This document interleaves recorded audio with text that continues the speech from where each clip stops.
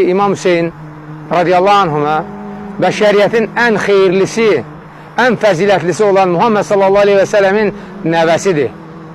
Həmçinin ən fəzilətli, cənnətin səbirsizliyi ilə gözlədiyi, Harun Musaya yaxın olduğu kimi Peyğəmbər sallallahu aleyhi və səlləmə yaxın olan, İslamı ilk əvvəl qəbul etmiş 4 Raşidi xəlifədən biri olan Əli ibn Əbi Talib radiyallahu anh'ın oğludur.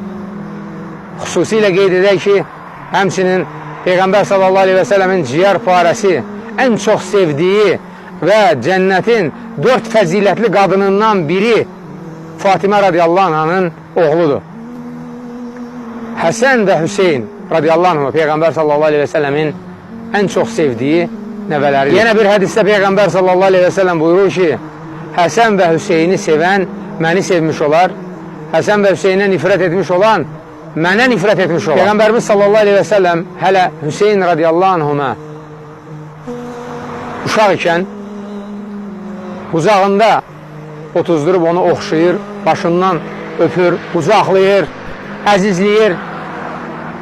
Hüseyin radiyallahu anhuma həmin vaxtı 4-5 yaşı olur. Elə bu vaxt Cəbrail aleyhissalam gəlir. Cəbrail aleyhissalam gəlir, Peyğəmbər sallallahu aleyhi və sələmin görür, deyir, ey Muhammed, sən bu uşağı çox sevirsən. Rasulullah sallallahu aleyhi ve sellem deyir, bəli.